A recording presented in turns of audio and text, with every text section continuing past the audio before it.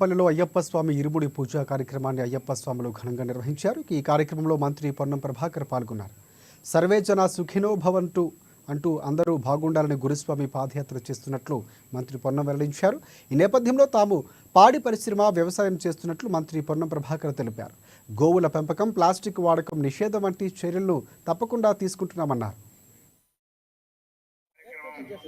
సర్వేజన సుఖినోభవ అందరూ కూడా చల్లగా ఉండాలనేటువంటి ఆలోచనతో చేస్తా ఉన్నారు. యాత్ర అయినాక గురుస్వామి మా మినిస్టర్ క్వార్టర్ రండి. మా మినిస్టర్ క్వార్టర్ లో గోవులు చూసి మీరు పడతారు. నా 2 గోవులు నా క్వార్టర్ లా ఉంటాయి. ఎప్పుడు నా ఊర్లో కరీంనగర్ లో కూడా ఉంటాయి.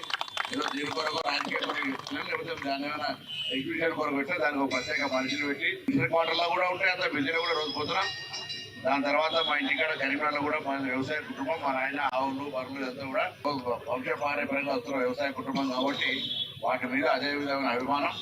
కూడా వ్యవసాయం నడిచినా నడవకుండా చేస్తున్నా. ఆ సందర్భంలో గోవు ప్రాధాన్యత, గోవు యొక్క ఆవశ్యకత, దాన్ని ఏ విధంగా మనం ఈ రోజు సమాజంలో ఎంత కాపాడుకోవాలి అందరి బాధ్యత అనేటువంటి మాట నేను ఈ సందర్భంగా ప్రకృతిని మనం ఇప్పటికి ఉదాహరణ చూస్తా ఉన్నాం. ఢిల్లీలో కంప్లీట్ గా ఖాళీ చేసిపోవాల్సిన పరిస్థితి వస్తుంది అక్కడి నుంచి.